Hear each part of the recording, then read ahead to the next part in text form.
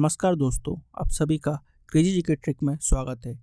Friends, आज हम बात करने वाले हैं श्रीलंका में चल रही क्राइसिस के बारे में। यहाँ पर हमको देखने को मिलता है कि शनिवार के दिन श्रीलंका के प्रेसिडेंट और उनके प्रधानमंत्री के घर पर श्रीलंका के लोग हमला करते हैं और वहाँ पर प्रेसिडेंट हाउस और प्राइम मिनिस्टर हाउस को भीड़ अपने कब्जे में ले लेती है। तो आज हम यहाँ पर समझने की कोशिश करेंगे कि आखिरकार श्रीलंका में ऐसा क्या हुआ कि लोगों को ये कदम उठाना पड़ा।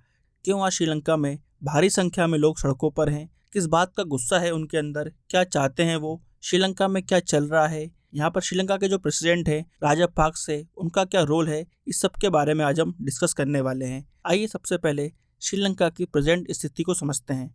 श्रीलंका में इस वक्त जो महंगाई दर है वो 45% के आसपास चल रही है। यही महंगाई दर पिछले साल मई में 6% थी और अब वो मई 2022 आते आते 45% है। जून जुलाई में ये महंगाई दर और भी आगे बढ़ जाती है। तो ये बताता है कि लगभग 5 से 6 गुना चीज़ों के दाम बढ़ गए हैं श्रीलंका में। यहाँ पर अगर हम कुछ आम चीज़ों के दाम देखें तो हमको देखने को मिलता है कि आम सब्जियों के दामों में 150% से लेकर 200% तक की बढ़ोतरी देखने को मिलती है।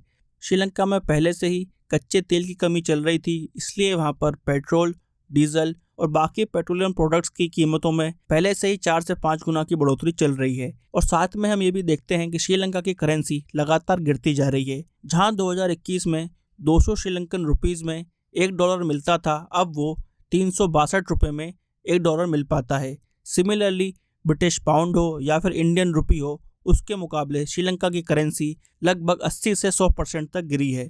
यहाँ पर सबसे ज़्यादा चिंता की बात यह है कि श्रीलंका जहाँ से कमाई करता है, जो सोर्स ऑफ इनकम है श्रीलंका का, वो है टूरिस्ट और रेमिटांसेस।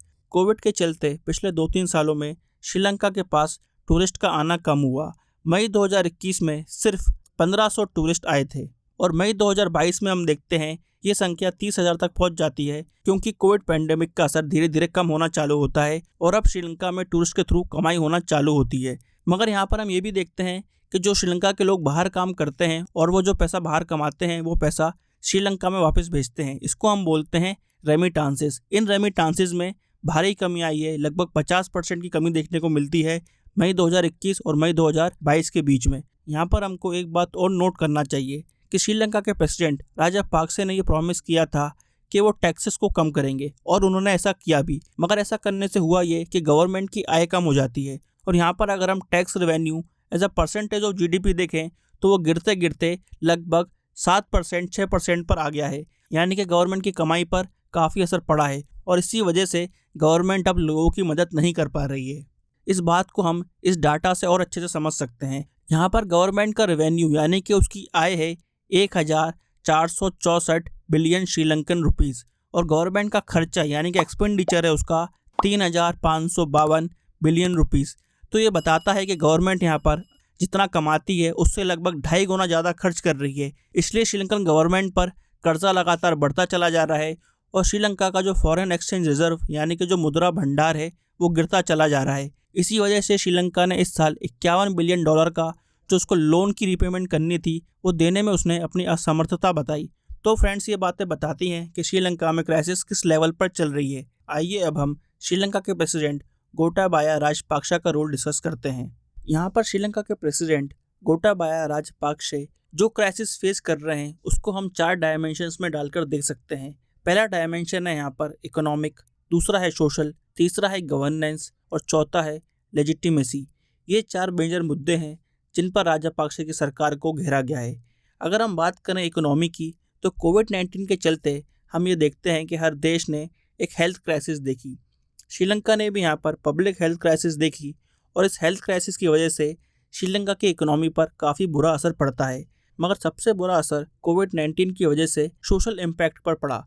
यहाँ पर गवर्नमेंट इफेक्टिवली काम नहीं कर पाई और गरीबों का साथ नहीं दे पाई। उसकी वजह से हम देखते हैं कि वहाँ पर गरीबी और बढ़ती है। जो मिडिल क्लास और वर्किंग क्लास के लोग होते हैं वो भी गरीब होना चालू हो जाते हैं और यहाँ पर ये क्राइसिस हमने अर्बन एरियाज़ और रूरल एरियाज़ दोनों में देखी।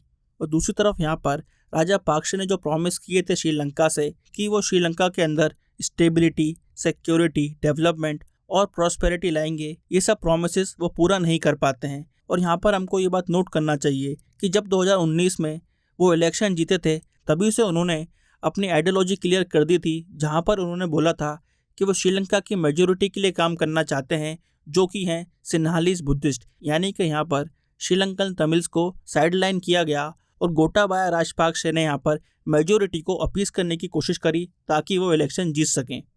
यहाँ पर श्रीलंका के प्रेसिडेंट ने पूरी पावर अपने हाथ में लेने की कोशिश करी और श्रीलंका में हमको एग्जीक्यूटिव अथॉरिटेरियनिज्म देखने को मिलता है।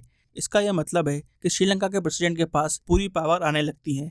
श्रीलंका के संविधान में 19th अमेंडमेंट किया गया था, जहां पर इस बात पर क्रॉस चेक लगाया गया था कि कोई भी प्रेसिडेंट ऐसा ना कर पाए कि वह पूरी अथॉरिटी अपने पास ले ले। मगर यहाँ पर हम देखते हैं कि प्रेसिडेंट राजापाक्से कोविड-19 को देखते हुए पब्लिक हेल्थ इमरजेंसी घोषित करते हैं और पूरी पावर अपने हाथ में ले लेते हैं। साथ ही में वो अक्टूबर 2020 में 20th अमेंडमेंट पास करते हैं और ऑफिशियली श्रीलंका फिर एग्जीक्यूटिव प्रेसिडेंशियलिज्म की तरफ बढ़ जाता है और श्रीलंका में हमको अथॉरिटेरियन रिजीम देखने को मिलती है।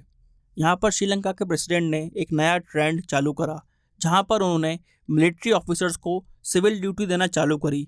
इससे हुआ ये कि पब्लिक एडमिनिस्ट्रेशन में अब मिलिट्री वाले लोग आने लगते हैं और ऐसा होने की वजह से हम देखते हैं कि श्रीलंका में डेमोक्रेटिक वैल्यूज़ धीरे धीरे गिरना चालू हो जाती हैं। लोग अपनी बात खुलकर मिलिट्री पर्सनल के सामने नहीं कर पाते हैं और यहाँ पर आगे जाके हमको पॉलिसी मेकिंग में कन्फ्यूजन देखने को मिलता है और श्रीलंकन गवर्नमेंट लगातार फेल होती हुई दिखती है जब भी वो कोई बात इम्प्लीमेंट करने पर आती है। तो बेसिकली यहाँ पर गवर्नमेंट का पूरा स्ट्रक्चर बदलने की बात होती है और इसी वजह से हम देखते हैं कि श्रीलंका के आम लोगों की बातें गवर्नमेंट तक नहीं पहुँच पाती हैं। यहाँ पर श्रीलंका के प्रेसिडेंट राजापाक्से ने वैक्सीनेशन प्रोग्राम चालू करने में भी देरी करी। यहाँ पर उन्होंने कोविड की शुरुआत में कोविड को सीरियसली नहीं लिया, बल्कि उस टाइम उन्होंने अंधविश्वास वाली चीज़ों पर यकीन करा, जिसकी वजह से पब्लिक हेल्थ पर प्रॉपर ध्यान नहीं जाता है और जब वो कोविड-19 को संभाल नहीं पाते हैं उसके बाद वो साइंस, एक्सपर्ट एडवाइस और वैक्सीनेशन की तरफ ध्यान देते हैं। एक और फैसला जो काफ़ी हानिकारक रहा वो ये था कि प्रेसिडेंट राजापाक्से ने ऑर्गेनिक फार्मिंग को एनकरेज करा और यहाँ पर जो केमिकल फर्टिलाइजर्स होते हैं, इनपुट्स होते हैं, उन पर बैन लगा दिया गया। यहाँ पर हुआ ये कि इतने जल्दी श्रीलंका के किसान ऑर्गेनिक फार्मिंग की तरफ स्विच नहीं कर पाए और यहाँ पर फिर श्रीलंका में एग्रीकल्चर क्राइसिस भी शुरू होना चालू हो जाती हैं। और फाइनली जिस तरह से गवर्नमेंट ने श्रीलंका के फॉरेन एक्सचेंज को मेंटेन किया, जहाँ पर श्रीलंका लगातार कर्ज में डूबता जा रहा है, उसकी वजह से श्रीलंका की करेंसी भी डाउन होती है, इकोनॉमी भी डाउन होती है। तो ये कुछ प्रमुख कारण थे जो दिखाते हैं कि गवर्नमेंट लगातार फेल होती जा रही थी। वहाँ पर जो ज़रूरत की चीज़ें हैं उनके दाम काफ़ी बढ़ जाते हैं, कॉस्ट ऑफ लिविंग बहुत हाई हो जाती है, गवर्नमेंट पॉलिसी में कन्फ्यूजन और फेलियर देखने को मिलता है। जो यहाँ पर प्रेसिडेंट राजापाक्से की इमेज थी, जहाँ पर वो अपने आप को रिजल्ट ओरिएंटेड, एफिशिएंट, टेक्नोक्रेट और जहाँ पर राजापाक्से जाने जाते थे no nonsense style of governance के लिए, वहाँ पर इस इमेज को काफ़ी धक्का लगता है और जनता इस वक्त उनके किसी भी काम से खुश नहीं है। इसलिए वहाँ की जनता ने प्रेसिडेंट के हाउस पर अटैक करा।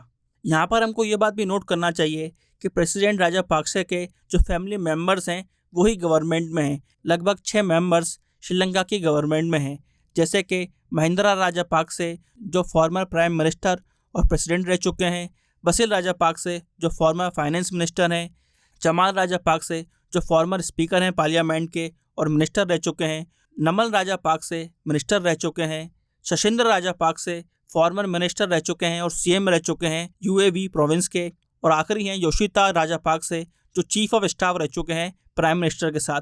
तो यहाँ पर हमको राजापाक्से फैमिली में नेपोटिज्म भी देखने को मिलता है, परिवारवाद भी देखने को मिलता है और यही सब कारण है कि जनता अपने प्रेसिडेंट से खुश नहीं है और वो आज सड़कों पर है। यहाँ पर हमको देखने को मिलता है कि किस तरह से श्रीलंकन गवर्नमेंट ने एक तरह की इनसेंसिटिविटी दिखाई है जनता के दुख और दर्द के प्रति, और यहाँ पर हमको एक लंबे समय तक श्रीलंका में एक क्राइसिस देखने को मिल सकती हैं। इस क्राइसिस का हमको कोई इमीडिएट सोल्यूशन देखने को नहीं मिलता है। यहाँ पर श्रीलंका के लिए जो ऑप्शंस हैं वो सबसे पहले तो ये है कि वो अपनी पॉलिटिकल सिचुएशन को स्टेबल करे, वहाँ पर एक लीडर आए जो श्रीलंका को रिप्रेजेंट कर सके और इंटरनेशनल मॉनेटरी फंड से नेगोशिएट कर सके ताकि IMF उनको लोन दे सके और श्रीलंका में सबसे पहले फाइनेंशियल स्टेबिलिटी आए। उसके बाद धीरे धीरे उनको डोमेस्टिकली अपने आप को दुरुस्त करना पड़ेगा, तभी एक बार फिर से श्रीलंका राइज कर पाएगा। यहाँ पर इंडियन गवर्नमेंट ने बोला है कि वो हमेशा साथ है श्रीलंका के और इंडियन गवर्नमेंट श्रीलंकन गवर्नमेंट की हर संभव मदद करेगा उसके डेवलपमेंट में और उसके ग्रोथ में। तो हमको देखना होगा कि आने वाले समय में श्रीलंका में क्या होता है और ये क्राइसिस क्या मोड़ लेती है। तो यहाँ पर हमने बहुत डिटेल में डिस्कस करा है श्रीलंकन क्राइसिस को। आई होप आपको ये वीडियो इन्फॉर्मेटिव लगा होगा। फ्रेंड्स, इस वीडियो को अपने फ्रेंड्स के साथ शेयर करें, लाइक करें और हमारे चैनल को सब्सक्राइब करें। Till then friends, bye bye and take care.